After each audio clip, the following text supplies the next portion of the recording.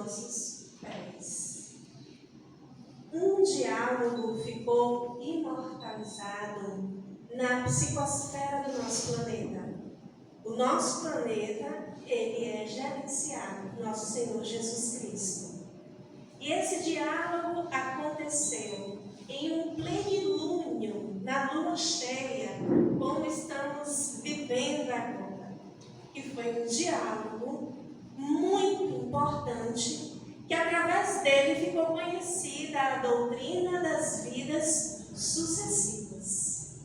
Em Jerusalém, à noite, na calada da noite, ao lado da Torre Antônia, onde ali estavam sentinelas para poder vigiar o templo, foi solicitado de Nicodemos, um doutor da lei, na época, eram 70, entre eles o Nicodemos, o mais jovem, que nutria uma inquietação muito grande, muito grande. Ele era detentor de sabedoria e de detalhes da lei. Ele era fiel à lei. No entanto, ele ouviu falar de um meigo rabi que trazia ideias inovadoras, que acalentava corações, que fazia curas ao ar livre, ao céu aberto, todos poderiam ver, e que era, na acústica de todos os corações, muito aguardado e muito esperado. No entanto, ele hesitava, pois a posição de poder dele dava a ele alguns atributos que ele deveria ter cautela. E assim, através de um amigo em comum de Jesus, à noite, ele teve esse grande encontro. Chegando à casa desse amigo, se deparou com o Cristo. O Cristo já o aguardava. E não só o aguardava, o conhecia como conhece a todos nós. E assim, mirando o olhar do Cristo, ele sentiu aquela emoção profunda e parecia ouvir na acústica da alma. Nicodemos, Bar Nicodemo, eu te conheço desde antes. E ele perguntou a Jesus o que era necessário para nutrir, para crescer, para ver o reino de Deus. E o mestre ali diz que para a gente ver o reino de Deus era necessário nascer de novo.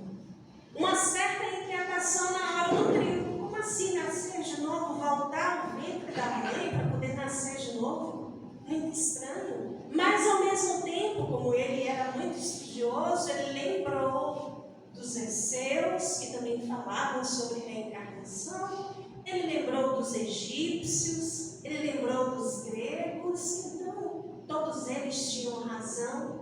E sim, ali ficou imortalizado o diálogo das vidas sucessivas. A reencarnação é uma lei não terráquea, não só do planeta Terra. A reencarnação é uma lei universal. E aqui no nosso planeta, o único meio, a única forma de voltarmos a reviver é poder passar pela experiência do ventre de uma mãe. Do ventre de uma mulher com o corpo agredemente preparado em sua fisiologia, porque animamos para o nosso desiderato as duas polaridades de sexualidade, a masculina e a feminina. Nas duas experiências, nós acumulamos atributos indispensáveis que cada uma reserva para que possamos vir a ser o ser integral. Atingir o luminoso, atingir a consciência cósmica, pois essa é a fatalidade de todos nós, a plenitude. E a experiência do Projeto Reage, a rede de amparo à gestação inesperada, sei que muitos aqui já sabem, mas me permitam falar rapidamente dessa experiência, de como surgiu para nós, e porque isso nos deu sentido, nos deu propósito, a ponto de contagiar os corações para que também se juntassem a nós nessa corrente de amor. Em 2017 surgiu Mas em 2016 eu recebi uma proposta. Era uma proposta de um familiar. E esse familiar, ele realizava abortamentos. Ele enriqueceu com o abortamento. Né? E todo o sistema familiar, como um sistema que é sempre fiel aos seus. E todos aqueciam essa prática. No entanto, soube-se que ele tinha parado com a prática e a clínica onde ele realizava esse procedimento, que se localizava no bairro Nobre de Salvador, foi fechado. Né? Esse procedimento era um procedimento tão, assim, corriqueiro, que a movimentação na clínica era impressionante. Ela vivia lotada. A clínica tinha um fluxo único. As mulheres chegavam, eram atendidas, não tinha fluxo cruzado. Realizavam um procedimento, saíam por outro local. Bom, ele tinha encerrado as atividades. À época, me ofereceu um local para colocar uma clínica de nutrição, de práticas integrativas que eu já movimentava. Eu, fragilizada, sem emprego, recém-divorciada, com a necessidade de dar uma resposta social a todos, aceitei, acreditando que eu poderia ressignificar o que havia acontecido e dar prosseguimento, mudar o panorama daqui. Eu era pequena demais para tal empreendimento. Foi um empreendimento que gerou uma experiência de 1 ano, dolorosíssima, pois a psicosfera local, para alguém médio ou ostensiva, era de um campo de concentração. Imagina, crianças ouvindo choro de crianças, ouvindo sussurros, ouvindo apelos, nada fluía. O profissional que nos ajudava emagreceu 10 quilos em 2 meses, porque ficava lá direto. Ele não queria mudar o número do telefone, o telefone não parava de tocar. Achava que era para meu atendimento, mas não era. Era para a realização de alunos. Enquanto estávamos lá, mulheres entravam pedindo pelo amor de Deus o contato dele. Era algo que eu nunca imaginei que eu poderia vivenciar. E fui expulsa do local. Todo o investimento que eu tinha, tudo que eu tinha na vida, eu coloquei ali, fui expulsa. E ali, nesse sofrimento muito grande, eu sentia que tinha um para quê daquela experiência. O que é que poderia gerar com aquela experiência? E aí nos surgiu, nos foi inspirado o Projeto Reage. O Projeto Reage, ele não visa só dissuadir a mulher de realizar a prática de um abortamento. Sabemos que feridas emocionais, feridas ancestrais estão no nosso inconsciente coletivo em relação ao nosso feminino. É muito difícil ainda transitarmos, apesar dos grandes avanços, em uma sociedade eminentemente patriarcal, de raízes patriarcais. Joana de Ângeles, no livro Encontro com a Paz e a Saúde, no capítulo Comportamentos Conflitivos, ela faz uma análise muito interessante sobre os movimentos feministas. E ela fala de algo que ela denomina de feminismo de revide. O feminismo é super válido para nós mulheres. Afinal de contas, a luta pelos direitos femininos é uma luta antiga e é uma luta constante. Entretanto, quando Joana diz do feminismo de revide, ela fala daquele feminismo que a mulher busca igualar-se ao que é pior do machismo, ou seja, fazer igual. Essa não é a proposta de um mundo de regeneração. Jamais podemos nos igualar, angariando direitos para fazer algo semelhante, para também causar dor.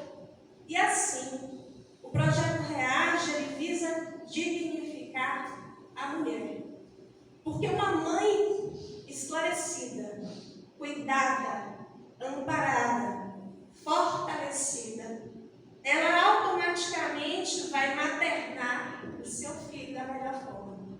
Se uma mãe materna o seu filho da melhor forma, toda a sociedade luta. Todos nós lutamos. E o aborto, ele se torna não só impensável, incogitável. Então, é muito mais. Porque vemos um contexto de grande julgamento. Quando vemos uma mulher gestante e ela tem uma vulnerabilidade social, está mal vestida, às vezes passa na rua segurando a sua escadinha, como dizem, ela está gestante, nosso olhar de julgamento fulmina a mulher. Não se previne, está vivendo de auxílio, olha o que acontece, é mais um que bota o filho no mundo, o caçula está de colo ainda, né? E assim, mulheres são abandonadas, extremamente abandonadas. E a gente precisa entender a alma feminina, e não só a alma feminina, precisa gerar a consciência da parentalidade consciente. E o pai? Né? Essa gestação ela não é realizada sozinha. Se uma mulher se corrompeu, existiu um corrupto por trás disso.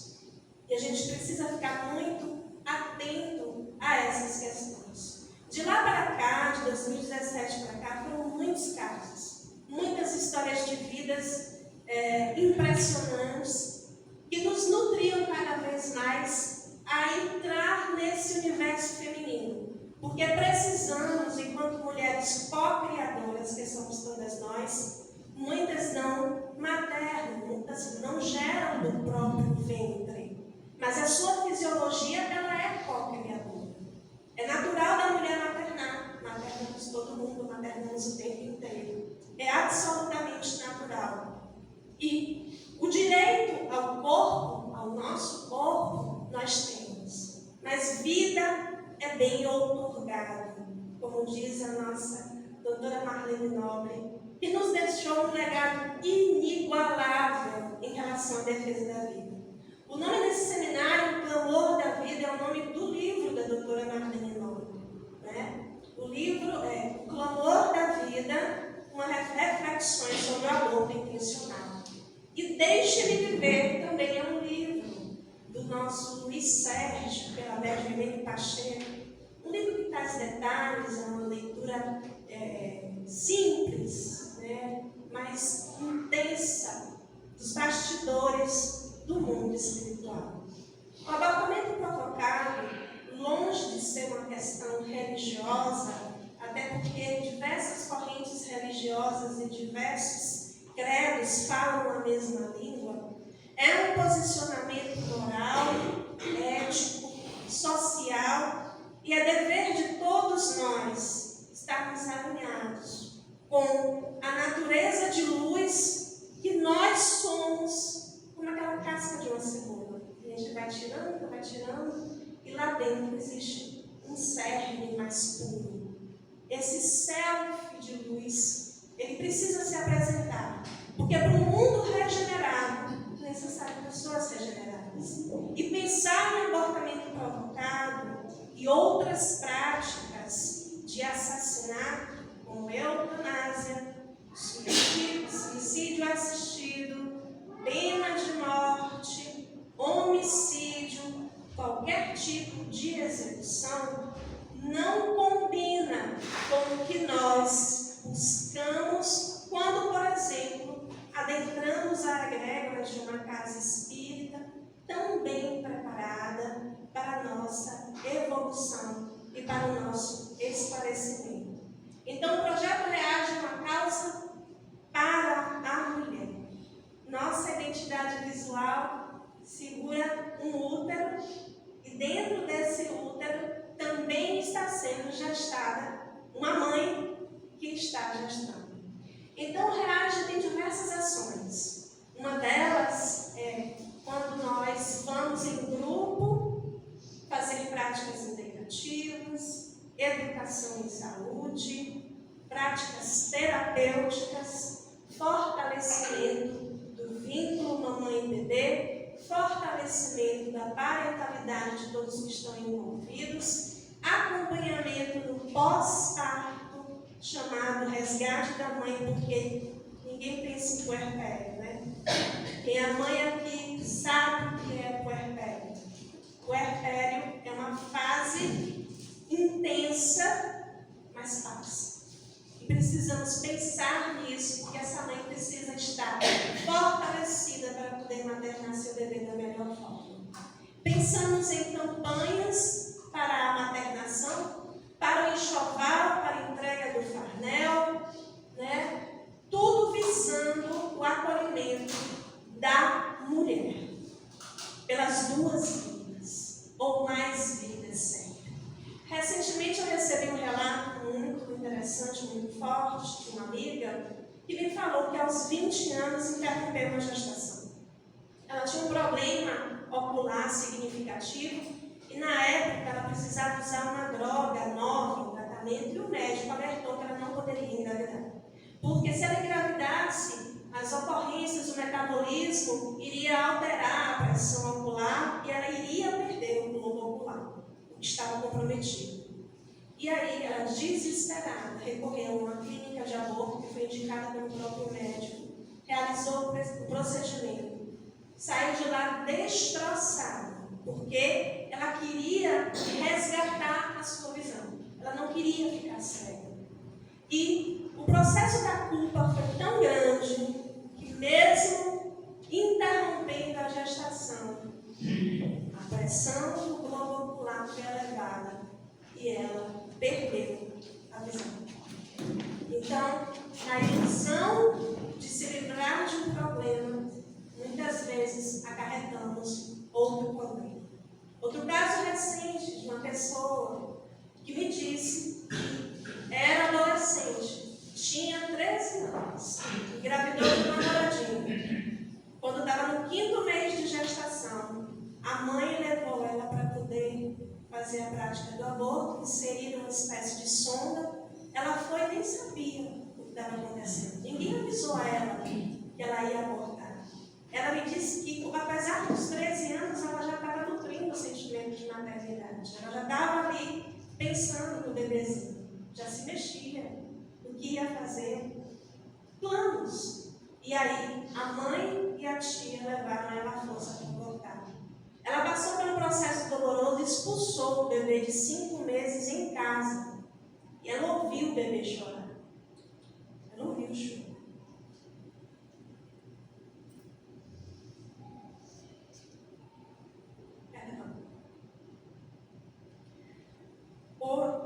Com o passar do tempo, o irmão dela, que violentou ela quando ela estava grávida, dando chutes na barriga, xingava. O irmão dela casou-se e teve um bebê. Um bebê que nasceu com grandes dificuldades, limitações. Hoje ele é um acamado. E ela me disse que tem certeza que o bebê que ela perdeu é o bebê que hoje o irmão cuida e ama incondicionalmente. Esse que está acamado, o que ele chutou na barriga dela. Recentemente eu passei por uma gestação. Em março, estava muito feliz, muito. Estava pensando em receber um bebezinho em dezembro. Já estava nutrindo, querendo contar a notícia para vocês, ali me contendo. Mas, com o passar do tempo, o meu bebezinho não se desenvolveu. Só havia um saco gestacional. Foi muito difícil para mim. Apesar de ser espírita, apesar de movimentar essa causa, foi muito doloroso aquilo. E assim, eu ficava me culpando, mas eu sou espírita, eu preciso ter esse esclarecimento. Mas aí eu percebi uma coisa, que para nos espiritizarmos, a gente precisa se humanizar primeiro. Enquanto eu estava lavando os pratos, um amigo espiritual chegou para mim e disse: mas por que você está triste? E eu fiquei até chateada com a pergunta. Como assim? Acabei de perder um bebê. Se eu fosse você, eu ficava feliz. Eu feliz. E aí ele me recordou algo. Em 2014, um primo muito querido, pastor da Igreja Batista, de uma igreja no interior da Bahia, um pastor da família, extremamente caridoso, um orador excelente. Do nada foi fazer um culto no domingo, voltou para casa, ele chegou para a mulher e falou: nega, eu vou me matar. Ele era muito brincalhão. E ela: para aqui, besteira, o que é isso? Ele foi para o quintal, se enforcou. Ele tomava 7 medicamentos para a depressão. E aquilo me abalou muito. E eu orava quase todos os dias, colocava a mão na reunião, pedia a Deus. E aí, em Macaé, uma casa espírita, a minha avó comunicou na reunião mediúnica. Comunicou muito emocionada, como se tivesse a me preparar. E eu fiquei feliz, minha avó nunca tinha comunicado assim, né? Palpavelmente, a gente sente vibratoriamente, mas assim. Fiquei emocionada. Num dos tratamentos no Lar Francisco, a médium chegou para mim e disse: olha, não tenha medo. Tenha coragem, porque nós estamos com você. E aí eu fiquei. E depois eu tive a notícia que a gestação não ia adiante. Meu bebê era o meu primo. E o amigo espiritual me disse que a minha avó, que também vó dele é o primo mais velho, estava nos preparando para essa reencarnação. E ela disse que a única pessoa da família que tinha aceitado passar por essa prova era ela. Então, durante 2 meses, ele foi nutrido no meu ventre, melhor que podia ser, com muito amor, para que agora, mais preparado, espírito mais refeito, ele pudesse ter a oportunidade de renascer. Então, gente, reaja a isso. E além disso, que os nossos olhos não conseguem ver. E agora eu vou pedir a presença do Dr. Luiz Antônio do Nascimento, um querido, a única pessoa da família que tinha aceitado passar por essa prova era ela. Então, durante 2 meses, ele foi nutrido no meu ventre, melhor que podia ser, com muito amor, para que agora, mais preparado, espírito mais refeito, ele pudesse ter a oportunidade de renascer. Então, gente, reaja a isso. E além disso, que os nossos olhos não conseguem ver. E agora eu vou pedir a presença do Dr. Luiz Antônio do Nascimento, um querido que nos conhecemos movimentando a causa da defesa da vida, muito querido, e que, com a nossa vinda para Macaé, gerou uma proximidade territorial, né, amigo Luiz? Olha, é agora a oportunidade de ouvir o Dr. Luiz Antônio falar e fazer a sua experiência, que muito me enriqueceu quando eu comecei a manifestar essa causa. Então, ouçamos o Dr. Luiz Antônio Ferreira do Nascimento. O coração de um bebê começa a bater por volta da 2ª semana de gravidez. Isso significa que quando uma mulher se descobre grávida, já existe um coração batendo ali. Um coração humano que pertence a uma pessoa de verdade. O feto não passa pelo período intrauterino como uma folha em branco, mas durante o tempo de gestação, o bebê já começa a receber diversos estímulos que serão importantes para o seu desenvolvimento cognitivo, social, linguístico. O útero é a primeira escola do bebê, um lugar onde ele aprende a ouvir, sentir, interagir. Ele pode reconhecer a voz de sua mãe e ser afetado pelas suas emoções. Um feto pode sentir dor. Um feto pode sonhar. Um feto tem memória, inclusive memória musical. Todas essas informações são fruto de evidências científicas. Eu poderia listar aqui um número imenso de coisas que um feto é capaz de fazer, mas hoje eu quero falar sobre o que ele não pode fazer. Um feto não pode falar, não pode lutar pela sua existência. É por isso que em momentos como hoje precisamos falar para dar voz a esses pequenos corações pulsantes deixem que os corações dos bebês continuem batendo.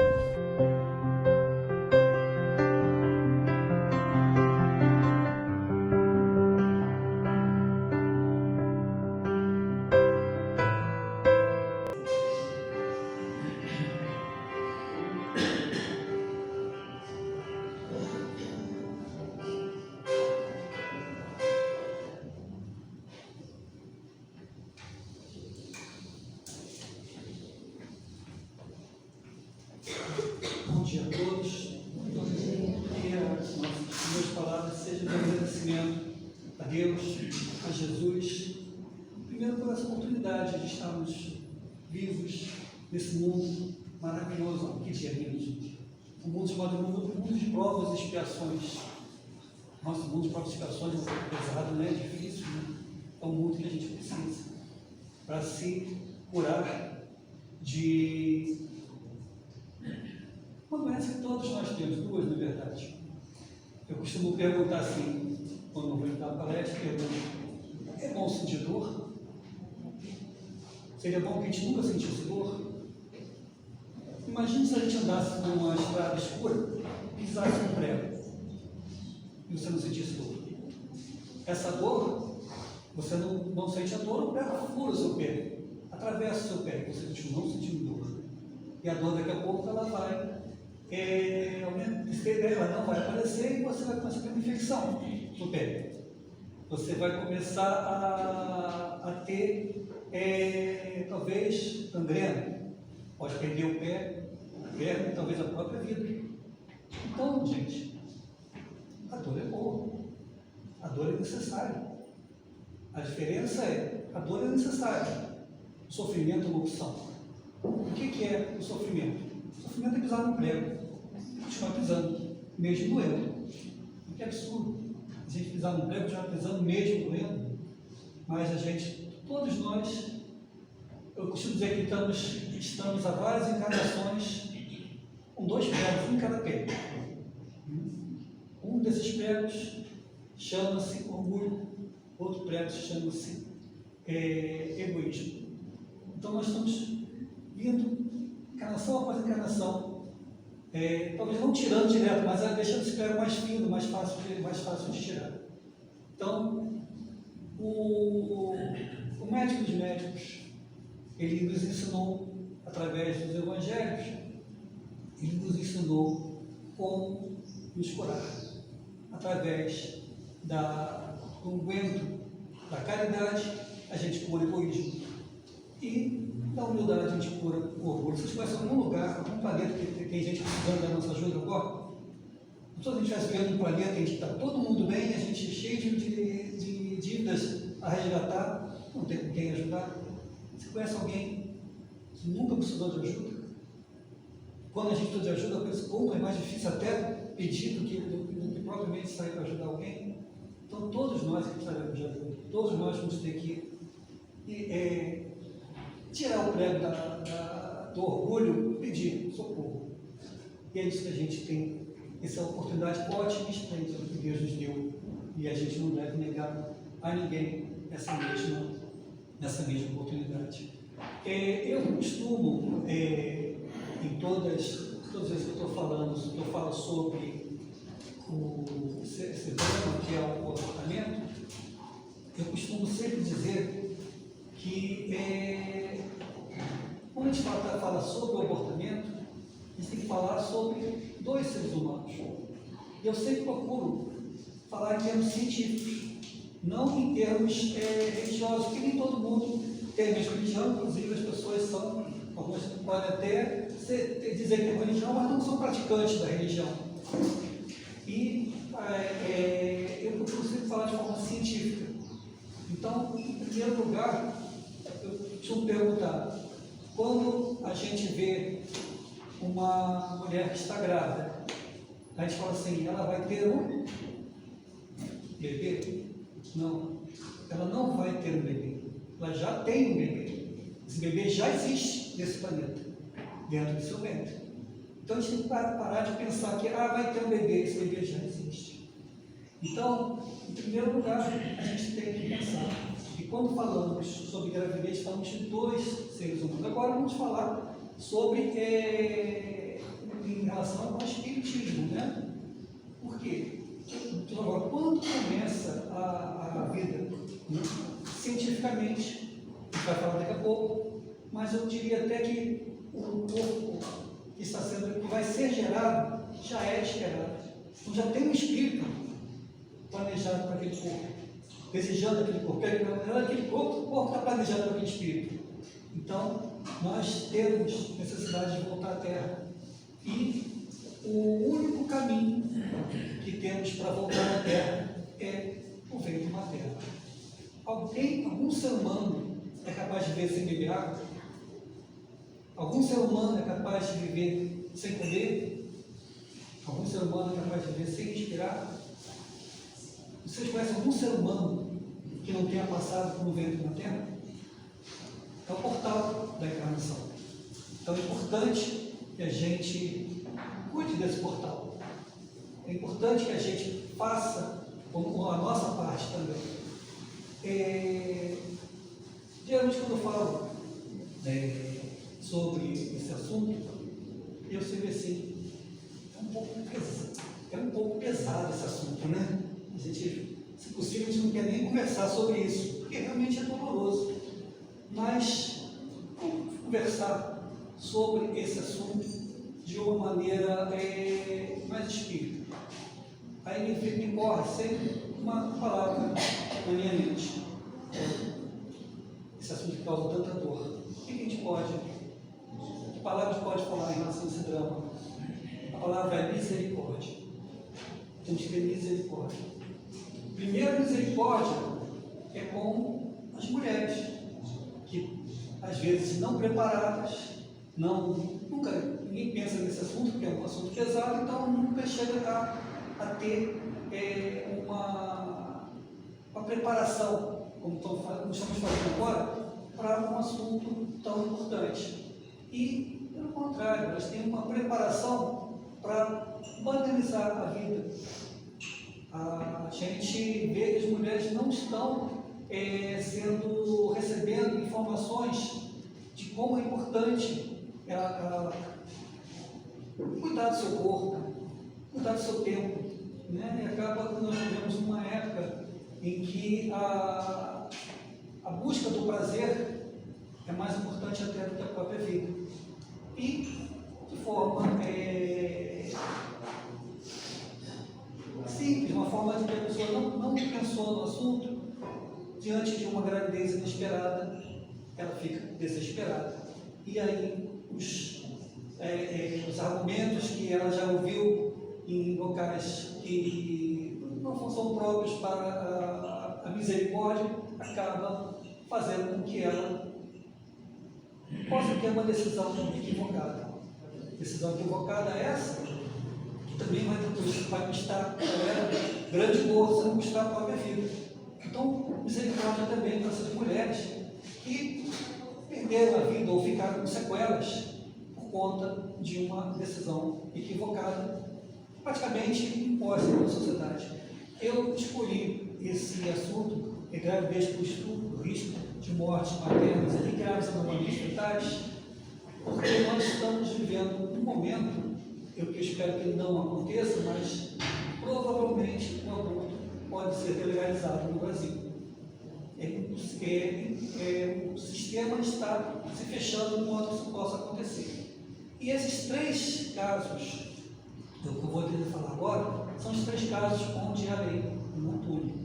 Então, como já fica marcado, como a lei não pune, as pessoas pensam, se é legal, não existe aborto legal, mas se é legal, é moral. Está tudo bem, pode fazer. Imagina quando for permitido que faça o aborto até 12 ou 22 semanas por opção e até qualquer época da gravidez em caso de especiais. Então, precisamos falar sobre aborto. E precisamos lembrar também que existem também as pessoas que estão lutando por que o aborto seja legalizado. São pessoas maléficas, malvadas, são pessoas também equivocadas. Não tem misericórdia por essas pessoas também. Tem médicos, enfermeiros que fazem essa prática, que eles estão preparando para eles mesmos no futuro, né? No futuro reencarnatório. Como é que vai ser a próxima encarnação depois de tanta dor provocada? Porque nós estamos falando, como eu falei, de dois espíritos: o espírito da mãe, o espírito do bebê, que vai ter o espírito encarnado da mãe e o espírito reencarnante do bebê. Quem é esse espírito encarnante do bebê? É uma pessoa aleatória, um ser que surgiu do nada, ou ele já tem conosco uma história? A gente tem que pensar. Tá? Ele surgiu agora ou ele já existia antes? Onde é que a gente estava? Onde é que nós estávamos? Onde essa criança ainda estava há 10 anos atrás? Onde é que nós estávamos um ano antes da gente nascer? Nós passamos pela vida. A vida não é uma ponte, não é a nossa existência. Por isso a gente quer construir casas na ponte, então fica complicado a gente atravessar, porque tudo isso vai ficar para trás. Costumo vi uma frase outro dia muito interessante, que falava: a gente chega nessa vida sem nada, sai dessa vida sem trazer nada, e sai dessa vida sem levar nada. E nesse meio tempo nós brigamos, matamos, ferimos por coisas que a gente não trouxe e nem vai levar.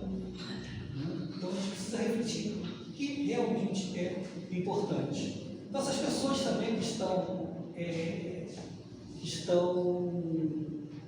querendo legalizar o aborto, querendo banalizar o valor da vida do feto, são pessoas também muitas vezes machucadas, que também é muito difícil de conversar com alguém que já fez um aborto e que não refletiu sobre isso, porque ela vai ser fortemente um defensor, porque é difícil encarar que um ser foi perdido, um ser humano foi morto. Eu não estou nem falando, não vim falar agora como espírita, eu falo como médico, como pediatra, como médico que cuida de recém-nascidos. É uma criança, um bebê que está aí, e a pessoa sabe, vai carregar aquela dor de uma maneira, uma angústia amorfa, ela não sabe exatamente onde é que é. Por que ela está sentindo aquela dor? Pessoas que já fizeram aborto têm principalmente as mulheres, maior propensão a uso de álcool, uso de drogas, a depressão, 7 vezes mais do que as mulheres que não têm passado por isso, a ter ideação suicida.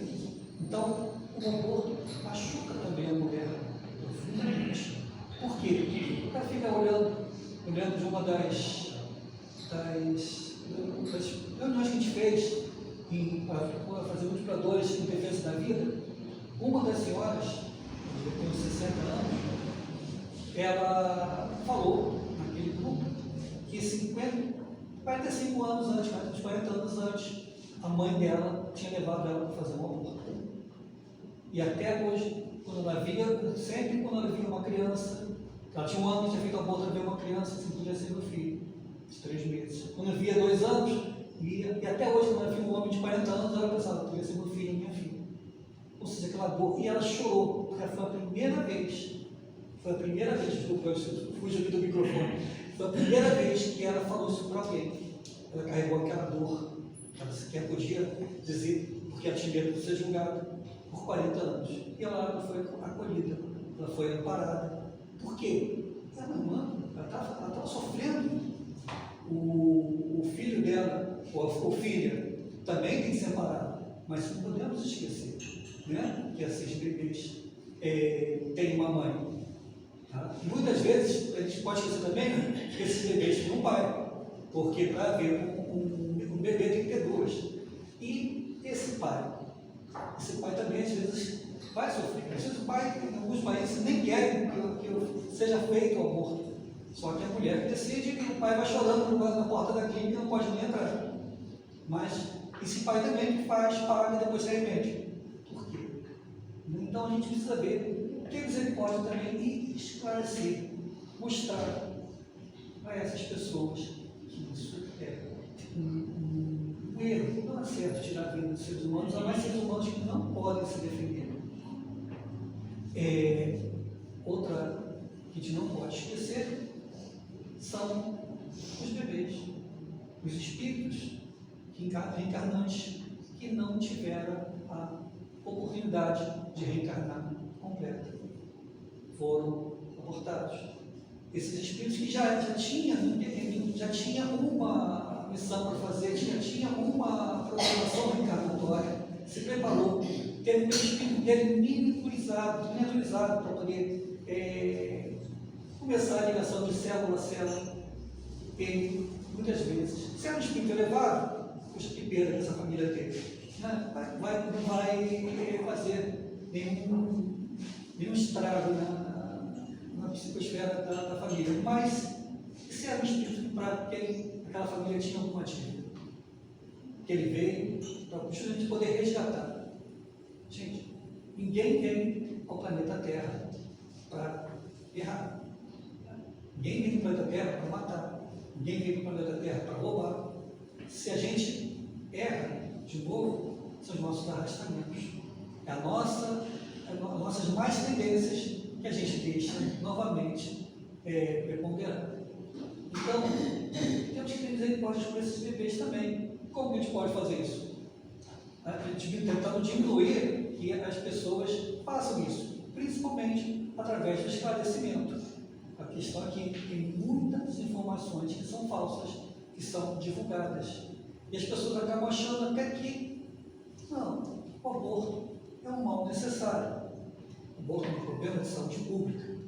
Então começam a soltar frases, são chamados slogans que têm uma forte penetração na mente das pessoas e é difícil da gente conseguir combater esses slogans, por quê? Uma frase pesa mais que uma explicação de meia hora, se aquela frase não é exatamente correta. Tá? Eu, quando comecei, há uns 11, 12 anos, eu comecei a investigar o que era o abortamento no Brasil, foi porque eu vi uma notícia do Brasil, a ONU cobra no Brasil, porque 200 mil mulheres morrem de aborto todos os anos no Brasil. Que 200 mil? Nossa, eu tenho que rever meus pensamentos. 200 mil mulheres é uma tragédia, como é que pode? Eu falei, dividir isso, praticamente morrem 550 passageiros, 550 mulheres grávidas caindo todo dia, para morrer 200 mil mulheres. Eu fui procurar no DataSUS quantas mulheres em idade fértil morriam todos os anos. 64 mil mulheres em idade fértil morrem todos os anos, 63, 67 mil média de mulheres em idade fértil. Lógico, mulher que não está em idade fértil não pode morrer de aborto. Então a primeira pergunta foi, quantas mulheres morrem de todas as causas, não de aborto, no Brasil? 64 mil, 67 mil, 64 mil, 200 mil são de abortamento. Essa matemática não está batendo. E eu percebi, existe manipulação de informação. A minha outra palestra que eu fiquei na torcida trazer, eu acho que ninguém aguenta mais ouvir falar sobre fake news. O pessoal fala até que é fake news, quem diz que é fake news, que aquela fake news é fake news. Então a gente acaba misturando, a gente não aguenta mais ouvir tanta mentira e desmentira. Eu falo o seguinte, procure. Não acredito em mim só porque eu sou médico e eu estou falando isso. Procure, investigue. Tá? Não são 200 mil, dessas 67 mil também não são todas elas de acordo, menos de 3% são de causas ligadas gravidez, como 9% de causas ligadas à gravidez e puerpério. E desse número, menos de 3% são ligados ao aborto. E veja bem, nem todo aborto que eu estou falando, que morreu por causa do aborto, foi de aborto provocado. Às vezes, pode ter sido um aborto de um bebê desejado que causou complicação, que levou a mãe à morte também, mas é contabilizado como morte por aborto no Brasil. Isso as pessoas não comentam. E tem muitas coisas mais que a gente vai falar. Então é preciso que a gente saiba, que a gente entenda quais são as verdades e sempre questionar para a gente poder formar um juízo. Eu não estou aqui para dizer que você tem que pensar assim ou pensar assim, mas eu acho que a gente tem que saber os dados para poder informar, poder ter uma decisão sobre a gente, se a gente apoia um quadro desse ou não. ainda mais nós sendo espíritas, é uma coisa muito importante. Vamos ver o primeiro slide.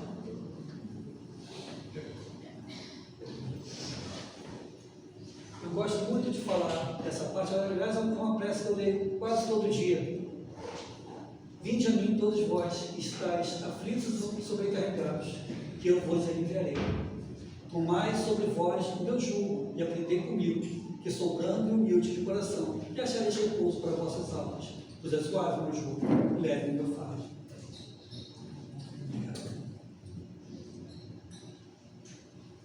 Eu falo com meu filho que uma vez me botou para jogar Minecraft, não sei se vocês conhecem esse joguinho. Eu não durei 10 segundos, fui destruído rapidamente pelos zumbis, os monstros lá que tinham. Pai, eu te dei uma espada de diamante. Eu falei, não sei levantar. Filho, não tem um tutorial que possa me ensinar a mexer no jogo, você não tem que apanhar tanto? Pai, vai ficar tutorial chato, chato, vai ficar morrendo toda hora nesse jogo, até aprender. Filho, a vida também parece um Minecraft. Você pode aprender a jogar jogando, apanhando e morrendo, jogando, apanhando e morrendo, ou pode no tutorial. Que tutorial? Nós temos um tutorial. Nós temos um tutor que pode nos ensinar como sermos felizes. O nome dele é Jesus Cristo. O tutorial são os evangelhos. Mas Jesus Cristo vai ensinar a gente a ser feliz. Não vai ensinar a gente a ser o sucesso que as pessoas programam. Então, o jugo de Jesus, o fardo de Jesus, o jugo é suave, o fardo é leve. Por quê? Vai nos ensinar como superar todas as nossas dificuldades. Mas, qual o fardo, o jugo que a gente escolhe? O fardo, o jugo da sociedade de consumo, do hedonismo. Você sabe o que é hedonismo? A vida voltada apenas para os prazeres. Aí você tenta um prazer, aquele prazer se esgota, é vazio, você tenta outro e vai. E nesse meio tempo, bebidas, a gente come demais, a gente enfraquece o corpo, a sexualidade exagerada, que pode levar a uma gravidez inesperada. Tudo isso é uma coisa que está sendo muito estimulado, mas não é o caminho da felicidade. A gente quer ser o alfa da matilha, né? Ser o maioral, ser comer, beber, se reproduzir. Mas isso é uma coisa que é nosso corpo que pede. Nós não somos esse corpo. Todo mundo é espírito, então a gente pode falar, nós somos espíritos vestindo esse corpo. E como esse corpo, o corpo animal, ele também tem esses instintos, mas a gente tem que saber. Eu sou o cavaleiro do cavalo, não sou. Quem manda aqui não é o cavalo, sou eu. Estou montando esse cavalo, então tem que levar ele por um caminho que não vá até machucar esse cavalo e quebrar a pata. E nós temos o nosso tutor, que é Jesus Cristo, que vai nos ensinar como viver. E o que Cristo nos ensinou principalmente? Nós temos um Pai que nos ama. Puxa, se nos ama, por que ele está sofrendo tanto aqui? Eu falei na dor ainda há pouco. A dor mostra, esse caminho aí não está bom, esse caminho não está certo, vamos voltar, vamos para o outro caminho e ver onde é que está doendo, onde é que está doendo, gente, para a gente trabalhar isso. E Jesus pontua todos os recursos que a gente pode usar para a gente poder se curar. Um dos presentes que Deus nos deu, primeiro, é a nossa eternidade, né? Eternidade que todos nós nascemos simples e ignorantes, há milhares de anos atrás nós fomos formados por Deus, simples e ignorantes, e a encarnação, após a encarnação, nós vamos desenvolvendo a inteligência, vamos desenvolvendo também a moral. Infelizmente, nem sempre as duas coisas andam juntas. E nesse momento que a gente vai lidando com o outro, nós às vezes machucamos o nosso irmão. Somos machucados também. E aí ficamos ressentidos. Eu costumo dizer que são várias crianças fazendo castelo de areia no beiro da praia, chutando o castelo de areia um do outro e ficando bravo porque o outro chutou o seu castelo de areia. Tudo que a gente faz, a gente está se limitando às coisas materiais quando tem que estar pensando na parte espiritual.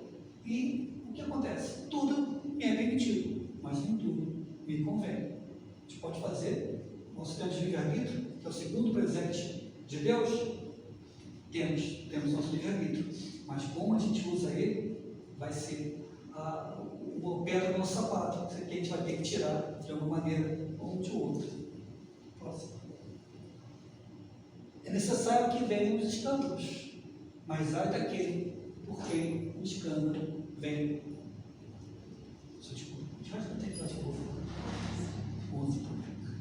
É necessário que venham os escândalos, mas ai daquele por quem o escândalo vem. Nós vivemos num mundo em que todos nós aqui estamos resgatando nossos débitos com a lei, conosco mesmo. Fomos feridos, temos o orgulho ferido, isso também dói demais, a gente quer às vezes ligar, às vezes a gente quer a justiça, mas a gente acaba sofrendo mais por querer coisas que são ligadas ao nosso orgulho, ao nosso egoísmo, do que se a gente olhar um outro lado. Aqui eu procurei botar uma foto que não seja chocante, eu acho que não é isso, mas lembrando, são dois seres, é a mãe, é o filho, não é uma coisa, e a mãe vai sofrer, a mãe pode até não reconhecer, mas sempre vai estar aquela dor guardada de o que aconteceu. O que a gente faz para essa mãe? Vamos castigar? Vamos espezinhar? Não, você foi uma malvada, você foi e fez isso. Não. É hora de amparar. Eu tinha a Covid, ela acabou, a pandemia, fazendo que as pessoas da Cabo se afastassem, se espírita. Mas a gente tinha também um grupo o nome antigo era um grupo de apoio à vida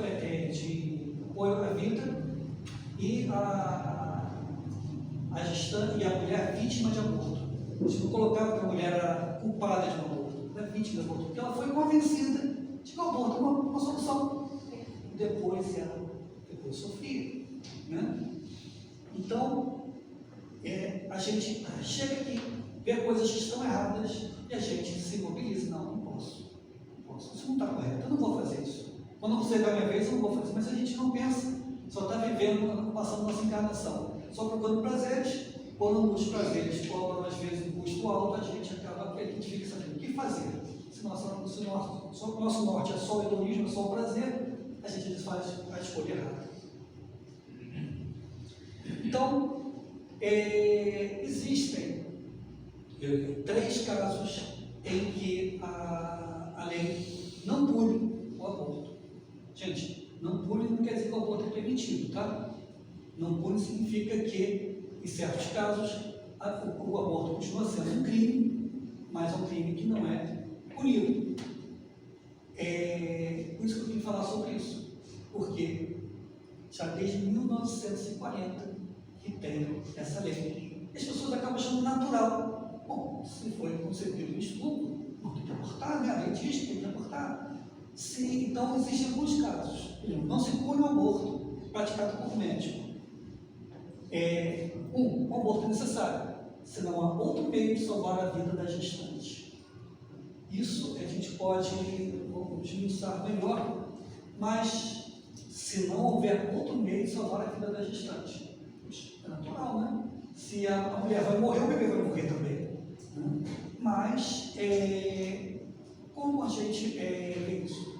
Se o risco da vida da mãe, não, saúde, tá? A saúde a gente vai tratar. Agora, se existe o risco da vida da mãe, dela morrer, iminente, o que a gente faz? O que nós médicos fazemos? Nós interrompemos a gravidez.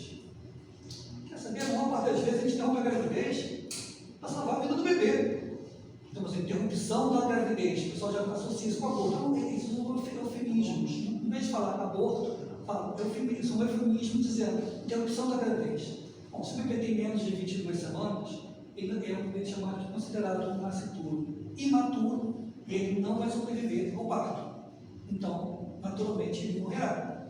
Agora, se tem mais de 22 semanas, o que nós fazemos? Nós vamos encaminhar para a UTI, nós vamos fazer todos os cuidados neonatais necessários para fazer com que ele sobreviva. Quanto mais prematuro, mais difícil. quanto mais próximo do parto, mais fácil. Então, a gente interrompe a gravidez, sim, quando existe risco. Em menores de 20 e 22 semanas, e não tem como o bebê sobreviver. Vamos só falar mais um pouquinho aqui. E o segundo é o chamado aborto sentimental, que é o caso de gravidez resultante em estupro, desde que seja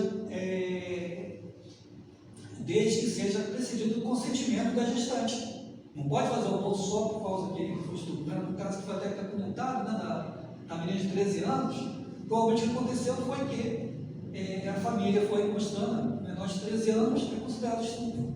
Então, levaram aquele caso que a gente comentou, levaram ela para quem sem ela saber e fizeram a indução do parto do bebê. Com 5 meses morreu e a gente não teve nem assistência neonatal, né, porque foi feito de qualquer maneira. Então, o que acontece? Ela queria, foi a escolha dela. Se a gente for olhar bem profundamente, a maior parte das vezes o abortamento não é provocado, nem foi a escolha da mulher. Se pudesse ter sido amparada, ter sido ajudada, talvez ela nem escolhesse esse caminho. Mas eu acho interessante essa mulher, o aborto, ninguém faz aborto porque quer, faz aborto porque precisa. Então a gente vai fazer uma lei para dar para a mulher o direito de fazer uma coisa que ela não quer. Então vamos fazer porque ela não precisa fazer o aborto. Vamos fazer leis que possam salvar ela e o bebê. E que ela possa, caso ela não queira ficar com o bebê, já existe isso, chamamos adoção legal, doar o bebê para que possa ser melhor cuidado. Porque nem sempre as pessoas sentem capacidade de dar continuidade àquela cuidar daquele bebê. A gravidez é tranquilo, mas depois ela sabe como é que eu vou fazer. Tem que trabalhar, já cuido de 6, como é que eu vou fazer com mais esse? Então ela pode ir ao fórum da cidade e já deixar ele mesmo durante a gravidez, vou doar esse bebê. Isso as pessoas não ficam.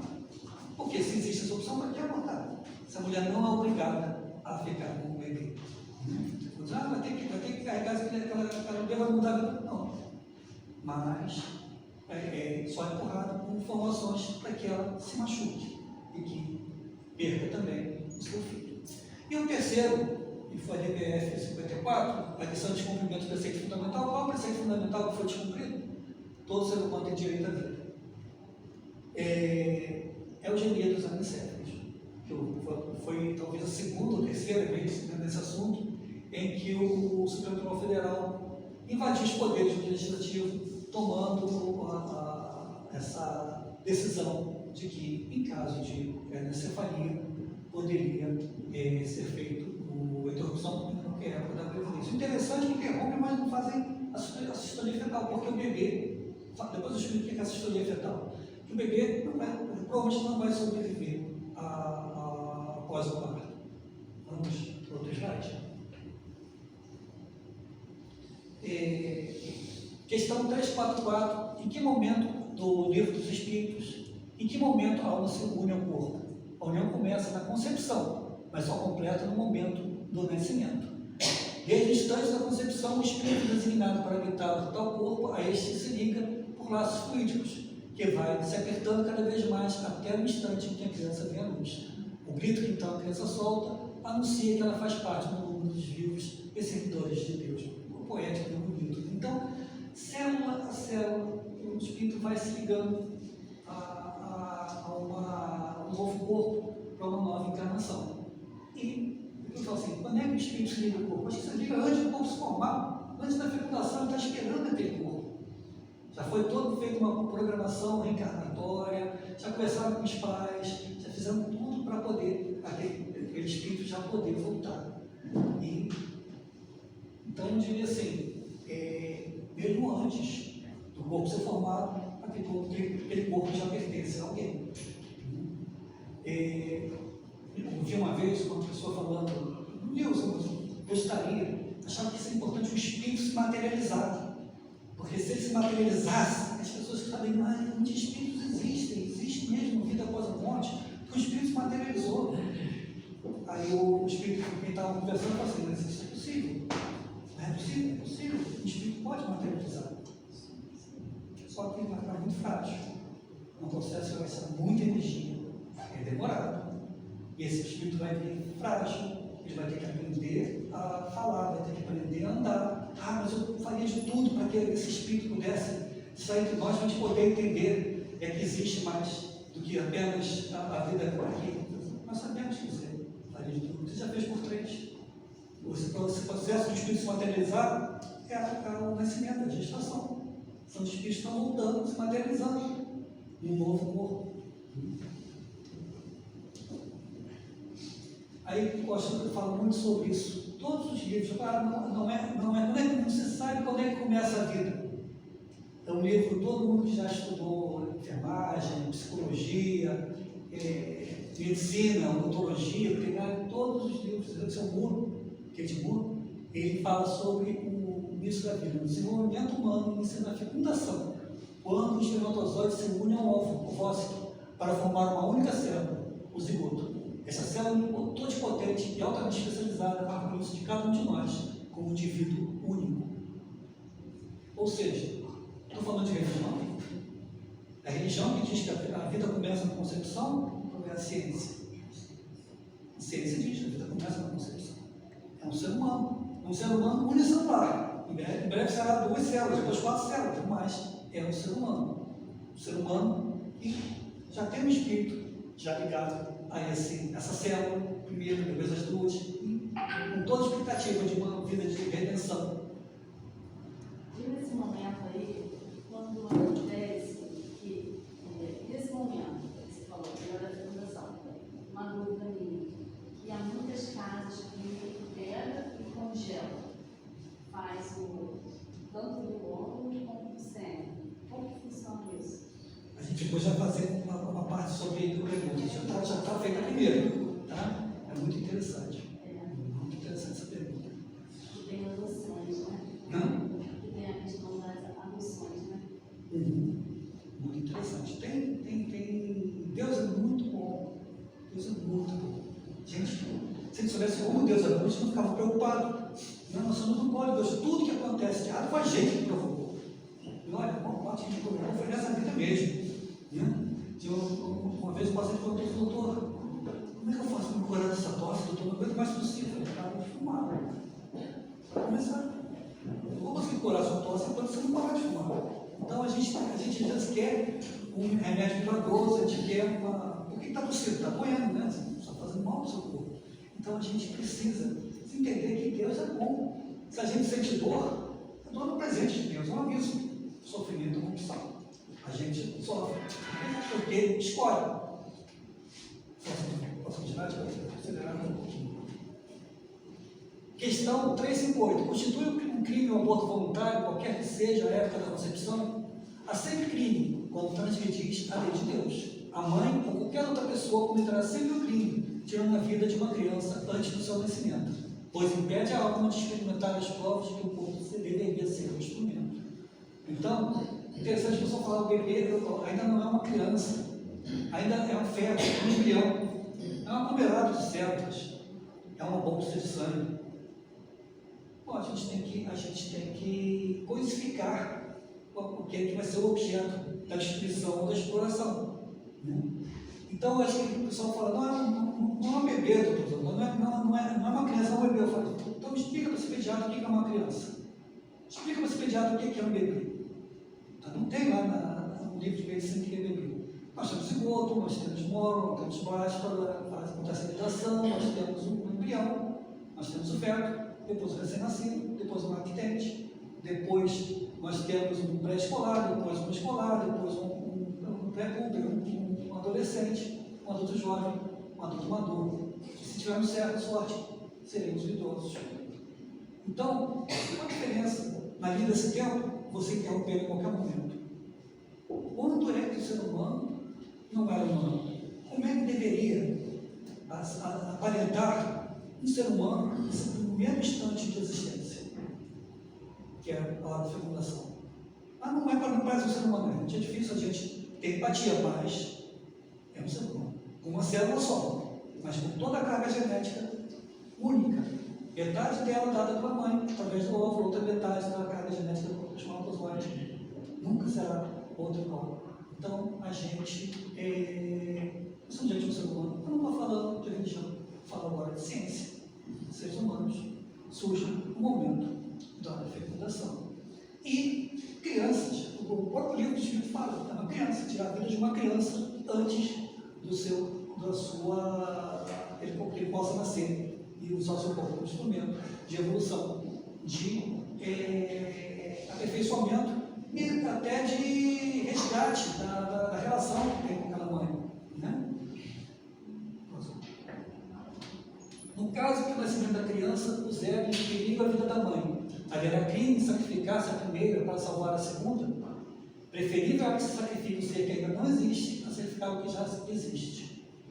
Eu gosto muito dessa pergunta, e só que a gente tem que se situar.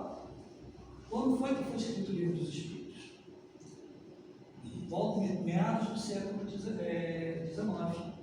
Não havia hospitais, não havia cesariana, não havia antibióticos. As pessoas nasciam em casa, com parteiras. E muitas vezes não havia nem os avanços da medicina como existem hoje. E muitas vezes, no processo de parto, quantas pessoas vocês conhecem que precisaram de fazer uma cesariana para nascer, ou que foram gestantes que tiveram que ter feito cesariana? Existe um número assim, um pouquinho acima do que deveria ser necessário, até por escolha da própria mãe, que não quer passar pelas problemas. Eu digo assim, realmente foi necessário. Então, todas essas que foram necessárias, ou morreria o bebê, ou morreria a mãe, ou morreriam os dois, caso não fosse feita a cesariana. Não havia cesariana. Então, o bebê foi se extraindo de maneira violenta, muitas vezes com a perda do bebê. Estamos em 1860. É outra realidade. Tá? Então, como fica essa parteira? Muitas vezes uma voluntária caridosa que está indo lá para cuidar daquele bebê. Todas aquelas pessoas que estão fazendo aquelas manobras que levaram o bebê ao óbito e que, como é que eles vão sentir? Eu matei o bebê para poder salvar a minha amiga. Como é que vai sentir? Olha como é misericordioso esse também. E se não consegue que o bebê não morresse, talvez aquela mulher não sobrevivesse para ter um outro filho, talvez até que mesmo espírito reencarnante, numa nova tentativa, porque já espiou o que ele precisava espiar naquele parto difícil. Então, gente, quando existe risco para o bebê, a gente interrompe. É a principal causa. Quando existe risco para a mãe, também, a eclâmpsia, o descolamento prematuro de placenta, se não correr, não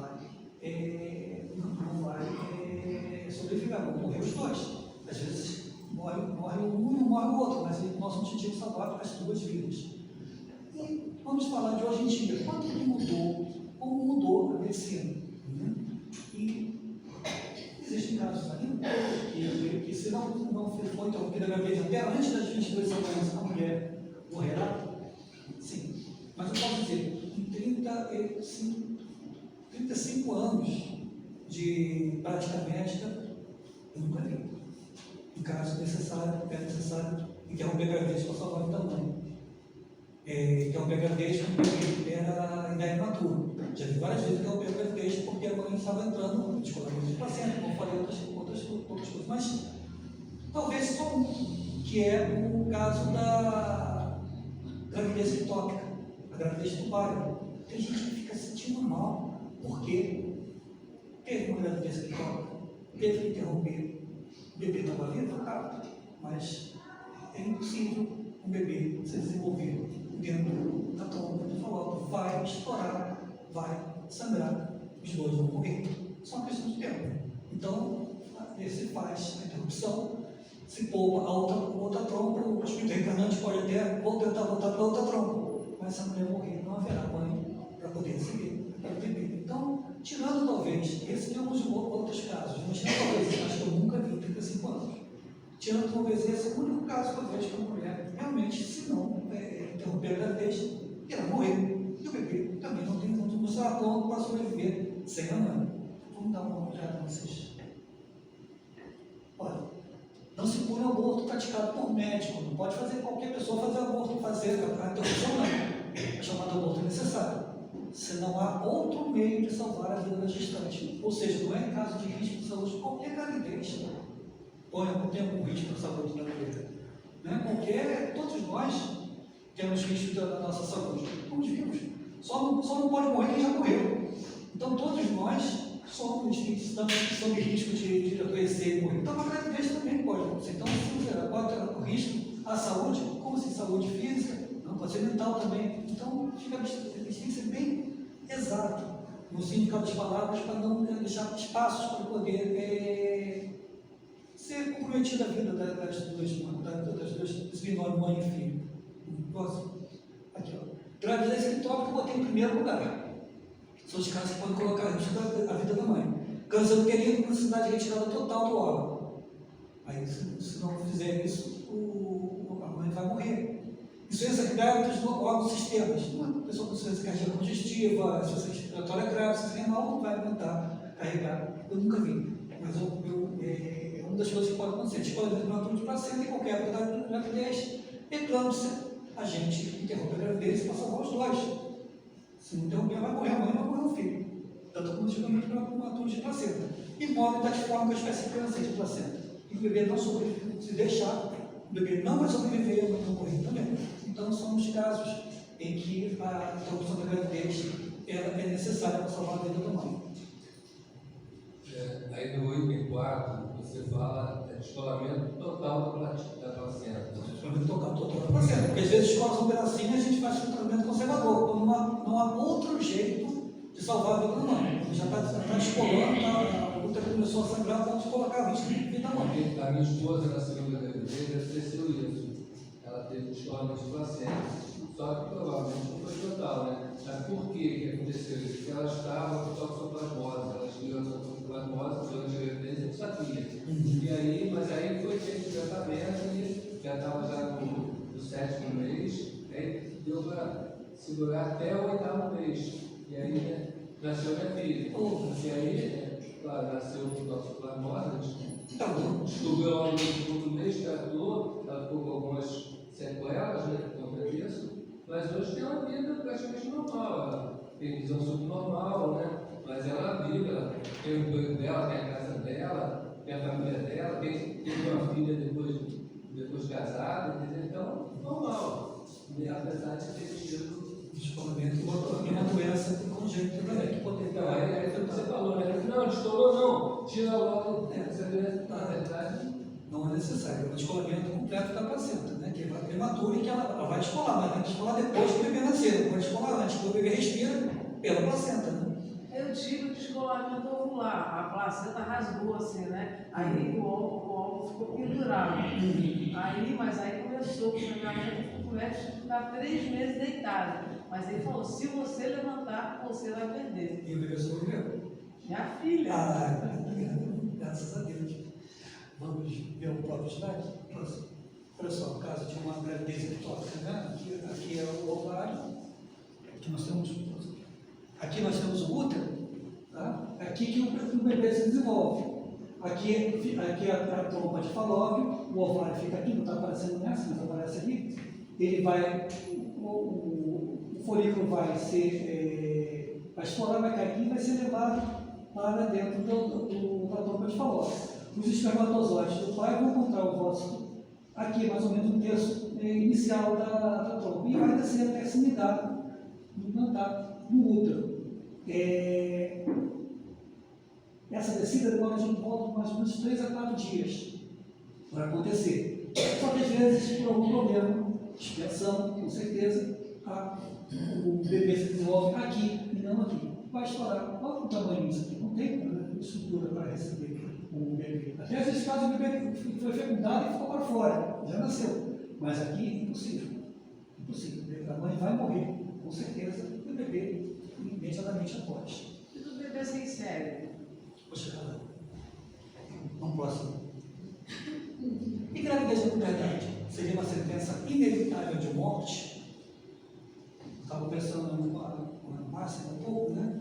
A puberdade, ela é o desenvolvimento dos órgãos sexuais, tanto do masculino quanto feminino. É um fenômeno diferente da adolescência.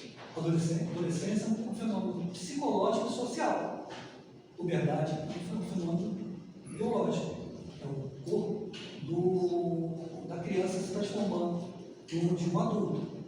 E o que acontece? Às vezes, a puberdade pode ser uma puberdade precoce, é uma doença, os hormônios se desenvolvem antes do tempo, e a criança mesmo, né, menor de 10 anos até, pode vir até engravidar. Isso colocaria em risco a vida, eu também, sim, mas eu nunca vi. Tá? Mas existem casos, tá? De que pode acontecer. Mas, logo, aí está falando uma puberdade.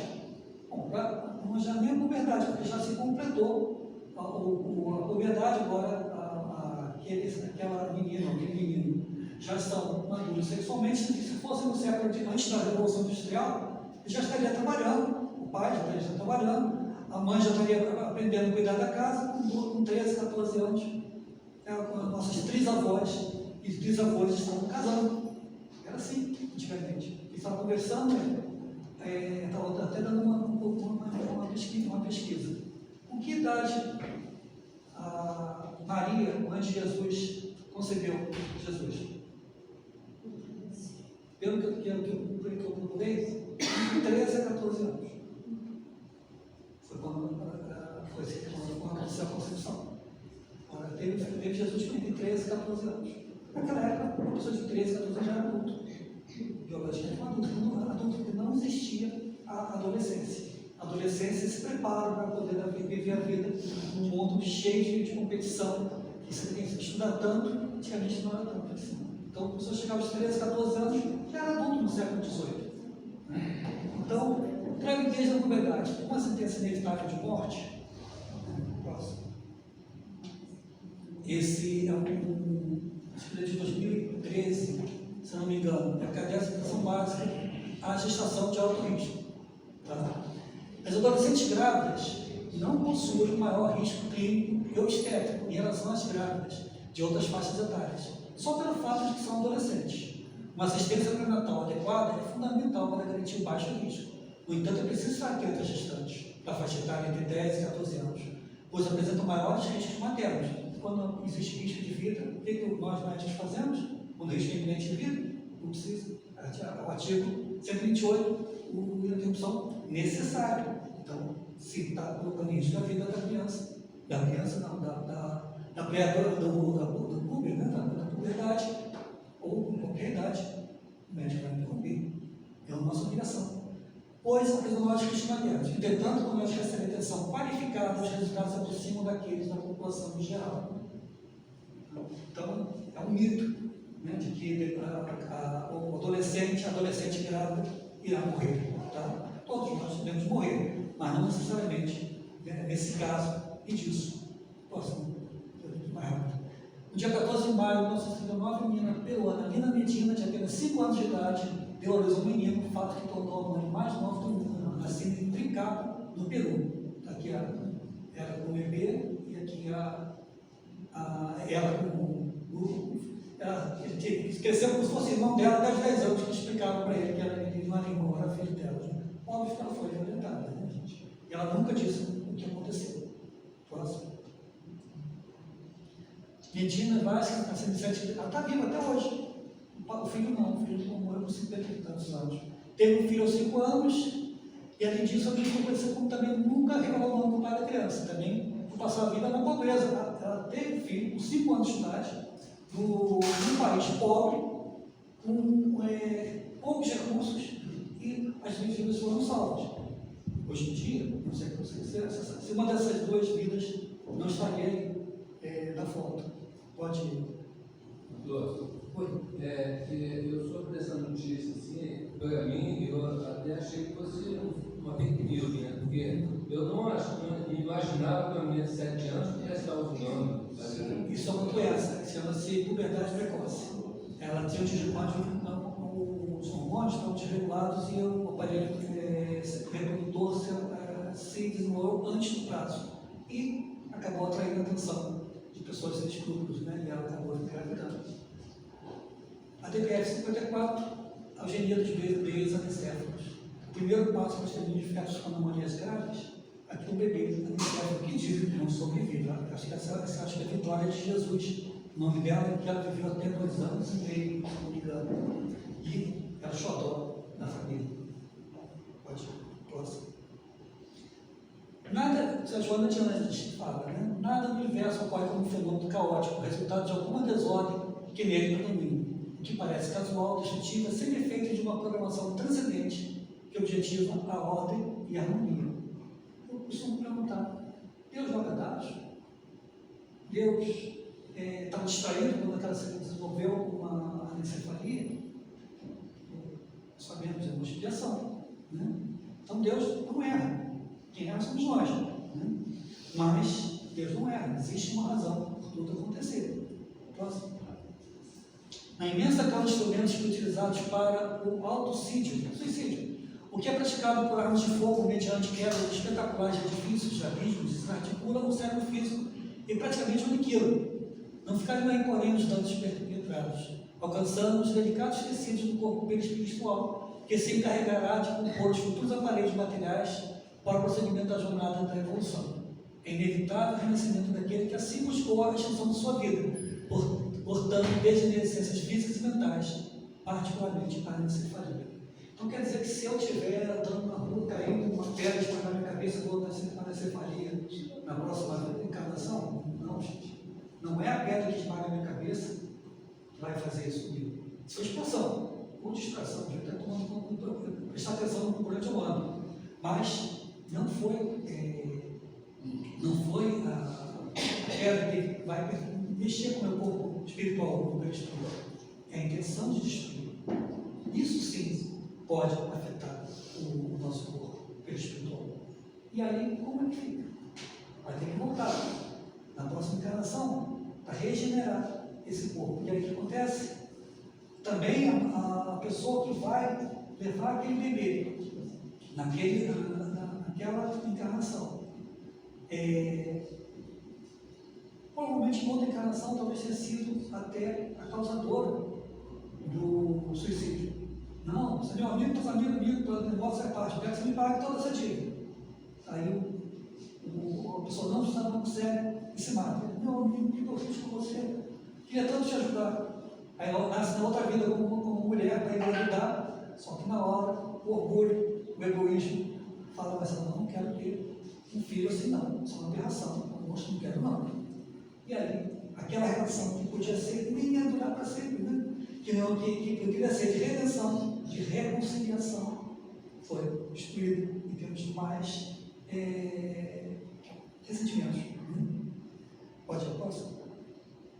Necessita viver no corpo, mesmo que a fatalidade da morte após o renascimento reconduza ao mundo espiritual.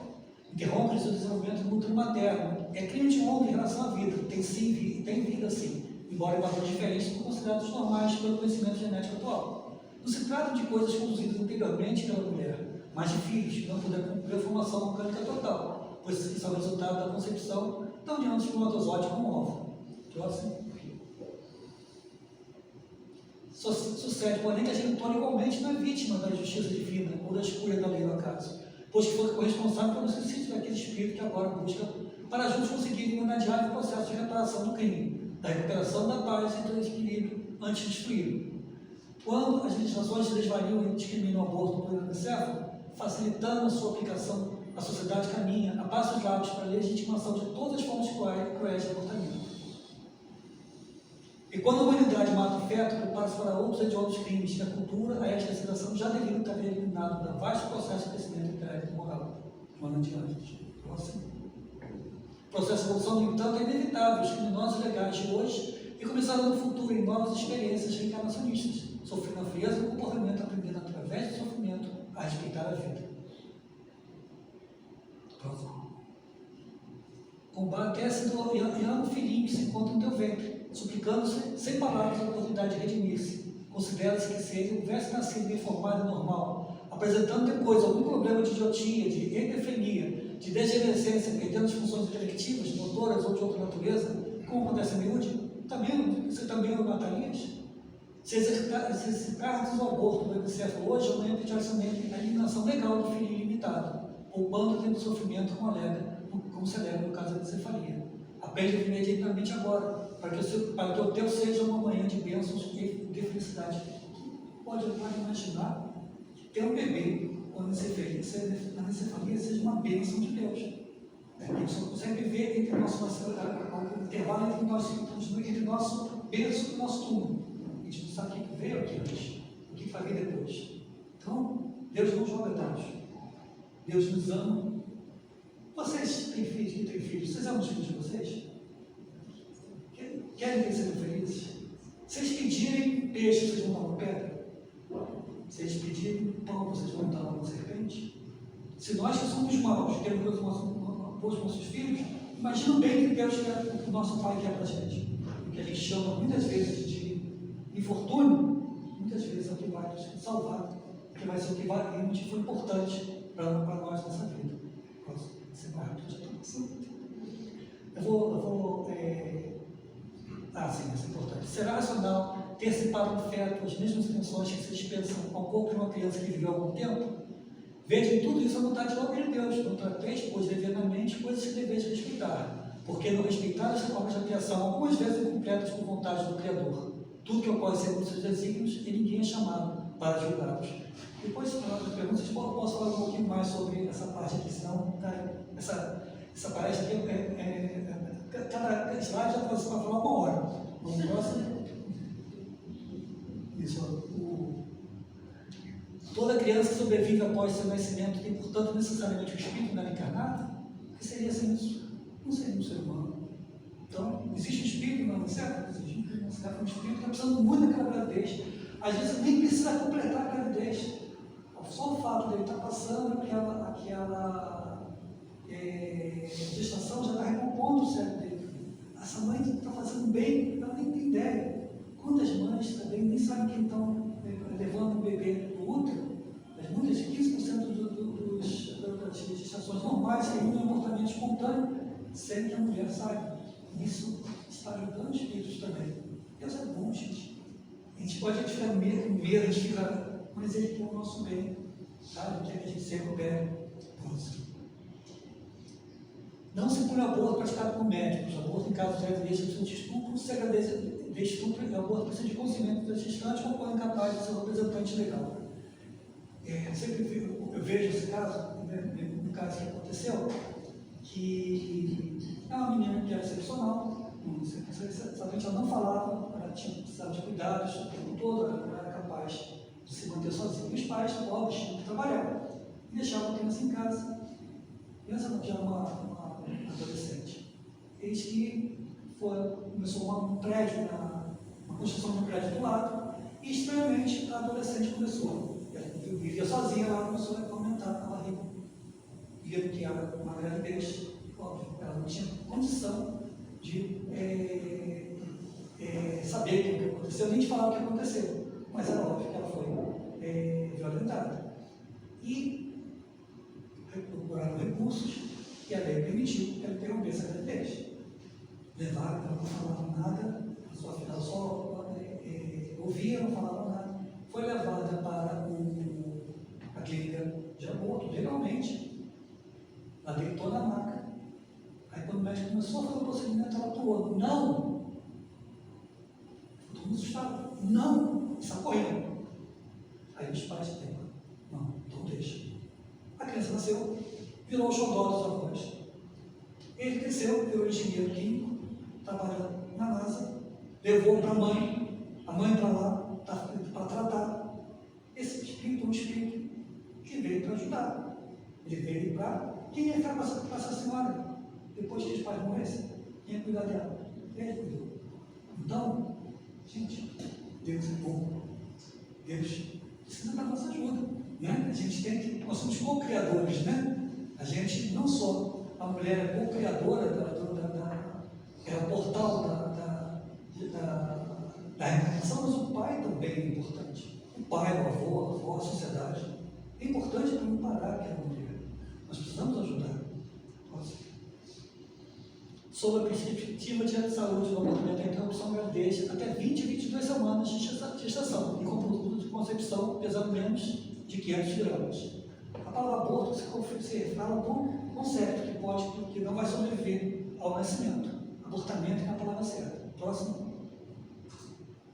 Não, isso é de 2013. Então, a indicação de uma interrupção de gravidez após 22 semanas de idade gestacional. A mulher deve ser informada da impossibilidade de atender a solicitação do abortamento e é considerada ao acompanhamento pré-natal especializado, facilitando o acesso ao procedimento de adoção ser desejado. Se ela quiser filha, a gente vai poder cuidar, é filha dela. Então, em 2013, era o que a Ministério da Saúde preconizava, até 22 semanas. Embora o Conselho preconizava a Comissão da Saúde estabelecer 22 semanas, caso ingressem para atendimento entre 20 e 22 semanas, devem ser regularmente avaliados, considerando essa possibilidade de erro. Né? Acontece isso, pode dizer que tem 20 semanas e o bebê está mais velho. Quantos bebês nascem para avaliar até 2 semanas, 3 semanas mais velho que o ultrassom ou a data da última menstruação dizia. Portanto, recomenda-se limitar o ingresso para atendimento do aborto previsto em lei no fim de semana de idade gestacional com o plano disponível, com predição do peso fetal menor que 500 gramas. Isso é de 2013. Pode ir. Aqui está falando do que eu já falei, que algumas mulheres que passam por abortamento provocado têm maior índice de depressão, isso sem contar a parte física, né, de esterilidade, depressão, alcoolismo, uso de drogas e maior tendência à ideação suicida. O aborto fere a mulher. Por isso que eu falo assim, mulher vítima de aborto. Uma mulher que abortou, para mim, não é uma assassina, é uma vítima de aborto. Convenceram ela, a sociedade convenceu ela que o certo era matar mesmo. Não matar porque aquilo não é um ser humano. Mas, no fundo, ela sabe. Ela vai olhar uma criança depois e vai dizer, puxa, é a idade que teria para o filho. Então, isso vai doer. Mesmo que ela não queira. Aí vem depressão, vem alcoolismo e outras coisas. Próximo. Acho que a gente pode... Vamos para o próximo, por favor. Mesmo que considerasse que a vítima de hoje tenha cometido graves erros na área sexual ou outra vida, jamais o estupro seria uma condição compulsória do ressarcimento de exigências espirituais. Então, por que a pessoa é estuprada? Por que a gente é assaltado? Por que a gente é assassinado? Por que a gente sofre tantas coisas? Porque nós vivemos um mundo de novas situações. Nós somos julgados num lugar, julgados não, colocados cuidadosamente num lugar onde a gente poderá ver que essas coisas são erradas. Às vezes, a gente mesmo, quem sabe, em outra vida, a gente estava no portão de Troia, esperando ansioso para entrar, para sequestrar, para violentar. Não estou dizendo que você vai sofrer um estupro por conta disso, mas isso faz parte da nossa herança histórica de seres humanos que estão errando, e vão acabar aprendendo, não erra mais. É necessário ter o escândalo, mas ai daquele por quem vem o escândalo. Pode ir para o próximo? Eu acho que vamos acelerar, essa não vai ter. Próximo. Próximo. Esse é um bebê de 22 semanas.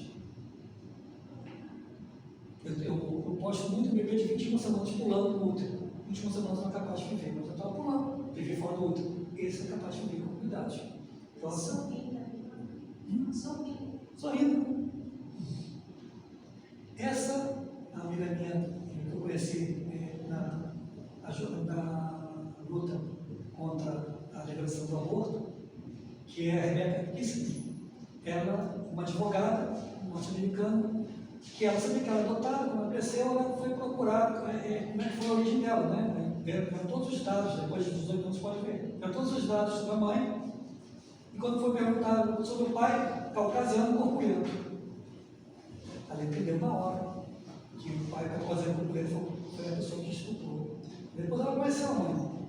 E ela, hoje, ela é do movimento Salve o 1%, porque 1% dos casos de aborto nos Estados Unidos, no Brasil também, são por causa de estupro, de estação de estupro. A grande maioria, e inclusive o aborto foi legalizado pelo Supremo Tribunal Federal deles lá, através do argumento que o caso da gravidez por estupro, que naquele caso nem sequer era uma gravidez por estupro, só falaram que era, foi mentira. Então, baseado nessa coisa, que as pessoas são sensíveis, né? Não, é caso de estupro, né? A gente tem que, sim, mas vai resolver o problema ou vai acrescentar mais uma dor para essa mãe? E se ela deixasse esse bebê nascer? E se ela doasse esse bebê? Eu teve um caso de um paciente com 23 semanas também, lá no Cabo Frio, que queria fazer a interrupção da gravidez, porque era caso de estudo, mas uma das médicas fez uma coisa que hoje seria talvez até risco dela ser presa, ela convenceu que não fosse salvar esse bebê. O bebê cresceu, é a cara da mãe, e a mãe adora ele. Mas ele ficou até com medo, que tivesse ela tirar porque ela era pobre. E eu pude acompanhar o nascimento, pude acompanhar até uns 6 meses, mas agora volta muito, seria difícil ir para o meu consultório para ver. Eu entendi o bebê de graça, porque tem que ser, né? Uma mãe dessas. E ela super feliz com o bebê. Pô, teve também aquele bebê do lado. E esse, ela está segurando um outro caso difícil. Ela, um caso difícil por ser concebida no estupro. E a menina, você vê que ela não morreu ao nascer, né? Mas não dura muito realmente. Acho que nesse caso nem é o caso que eu estou falando de anencefalia, não, só microcefalia. Interessante que logo depois que foi permitido o aborto de anencéfalos, você já viu algum surto de Zika? Sim. Não estou dizendo nada, só a coincidência, né? Próximo. Posso fazer isso daqui? Ocorre, porém, na maioria dos casos de aborto, que a expulsão do corpo com informação de forma nenhuma interrompe as ligações de espírito a espírito, entre a futura mãe e o provedor do filho.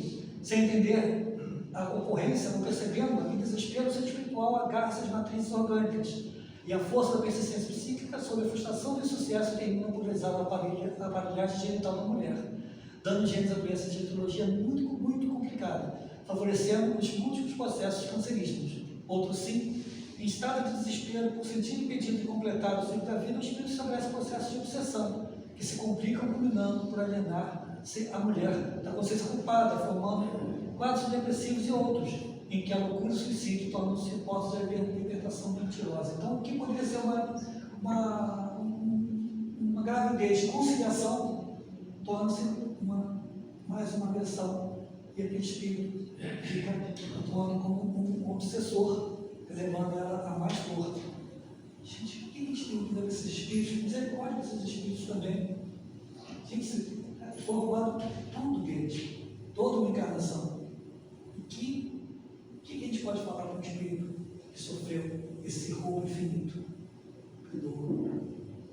Olha para o seu pai, olha para a sua mãe, veja como eles estão sofrendo, que eles são ignorantes. E se você puder, perdoá-los, fazer com Cristo, dono da cruz, falando para os seus pais. O médico que abortou fez isso, achando que eles não estavam certo. Perdoa, pai. Eles não sabem o que fazem, eles não sabem o que estavam fazendo. Você está livre dessa obsessão, ser um obsessor, vai poder continuar sendo o seu caminho. Então, o que a gente tem que ter misericórdia é rezar por eles também. Próximo. Então, vamos passar. Próximo. O que um espírita pode dizer para alguém que abortou ou apoiou um aborto? O aborto destrói as mulheres. Próximo. Embora ninguém possa voltar atrás e fazer um novo começo, qualquer um pode começar agora e fazer um novo fim. Chico Xavier. Próximo. O que dizer? Pedir perdão a Deus. Pedir perdão ao filho abortado, perdoar a si mesmo, isso é mais difícil. O arrependimento não é sinônimo de culpa. É reconhecimento que fez uma coisa errada. Tá? Fazer preces pelo filho e pelos bebês perdidos pelo aborto. Preces pelas mães que estão pensando em abortar. E pelos médicos e enfermeiros que trabalham com isso. Fazer votos de não mais abortar ou apoiar o aborto e cumpri-los. Trabalhar no bem. Apoiar grávidas em crise que pensam em abortar. Trabalhar com crianças conta em dor. Gente, é hora de mudar. Não estamos aqui para julgar. Quem aqui não tem pecado? Quem aqui não tem pecado?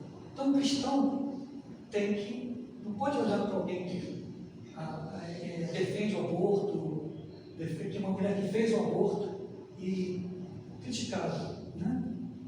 Nós cristãos não podemos apontar. Nós temos que estender a mão. É isso que a gente precisa fazer. As pessoas me ajudam, não de julgamento. elas estão passando por um momento difícil também, mesmo que estejam falando o contrário. Próximo. Questão 880, qual o primeiro de todos os direitos autorais do homem? É o de viver, e por isso que ninguém tem o direito de atentar contra a vida do seu semelhante, nem por fazer com que você possa comprometer a sua existência corporal. Próximo. Ninguém tem o direito de interromper a vida humana de informação. Próximo. Os movimentos em favor da liberação do aborto, sob a alegação de que é o mesmo feito clandestinamente, resultam em legalizar um crime para que outro equivalente não tenha curso. Diz que na clandestinidade, o óbito das gestantes que tomam por imprudência em mãos incapazes e criminosas é muito grande, e quando tal não ocorre, as consequências da técnica são dolorosas, gerando sequelas, ou dando origem ao processo de enfermidade de longo curso. A providência seria, portanto, de esclarecimento, de orientação, e não do infanticídio covarde, interrompendo a vida do começo de alguém que não foi consultado quanto a gravidade do tentando e do seu destino. Próximo. Não há qualquer dúvida no direito da mulher sobre o seu corpo, mas não quanto a vida que vige na intimidade da sua estrutura orgânica. Afinal, o corpo a ninguém pertence, ou melhor, nada pertence a quem quer que seja, senão a vida. Próximo. Essa é um pouquinho comprido, vamos repassar. Próximo. Deus é bom o tempo todo. O tempo todo Deus é bom. Não temos dúvida disso. Se a gente tropeça, é porque a gente errou o caminho. E Deus mostra, opa, então temos que ajudar. Temos que. A gente tem que ter misericórdia também com a sociedade, né? Que não se preocupe. A gente vê atualmente um momento em que pretendem, através dessa história fetal, matar bebês até prontos para nascer. Desde 9 meses. A ONU mudou, a OMS mudou o conceito de aborto. Aquele que eu falei, em 2013, falei várias vezes, em 2022, a pandemia mudou. O aborto é a interrupção da gravidez sem o objetivo de ser novo. 2 anos para cá. Sem o objetivo de um feto vivo. Então, eles recomendam a assessoria fetal. Vou pedir desculpa por dizer o que é assessoria fetal. Enfiar uma agulha na barriga da mãe, procurando, através do ultrassom, o coração do bebê que está batendo, que é fácil. Pode ser um cordão umbilical, mas o cordão umbilical se mexe. E a agulha vai, enfia, jogando um cloreto de potássio. Dói, foi feito em fato, do blocagem. Não pode ser junto de uma vez só. O bebê se mexe dentro da barriga. Então ele tenta fugir. E são vários, mas não é só o fato de espetar o bebê com uma agulha. Espetar, injetar um pouquinho. Se injetar demais, pode ir para a circulação materna e matar a mãe. Demora mais para fazer. A mãe vai passar pelo mesmo processo de parto. Só que ao invés de ter um parto de um bebê vivo, terá um parto de um bebê morto. É só essa diferença. O bebê vai morrer, porque ele foi morto dentro da barriga. Vai demorar mais, corre risco a mãe. E a interrupção da gravidez poderia ser feita com feto vivo, levado depois para uma UTI. Desnecessário a morte do bebê. Mas os defensores do aborto, como mudaram a palavra aborto sem consultar a população, dizendo que até 12 semanas não tem cérebro, até 12 não sente dor, porque não existe. Quando a gente abre a porta, abre a tampa da caixa de Pandora, é difícil fechar de novo. Então, o aborto ele abre caminho para a legalização do feticídio, do infanticídio, dos feridos de crianças deficientes, da eutanásia, mesmo voluntário, do suicídio assistido, da morte. Porque quando você vai para uma porta de matar o ser humano pode ser uma coisa permitida, isso é só ver agora. Gente, obrigado pela. Desculpa, vou ter falado demais, mas muito obrigado pelo convite, a gente da casa, a Márcia, tá? Muito obrigado. E vamos defender a vida, vamos conversar com amor, com respeito. Muitas vezes a pessoa que está do outro lado sofreu também com isso. Então a gente tem que conversar para poder seguir. Obrigada.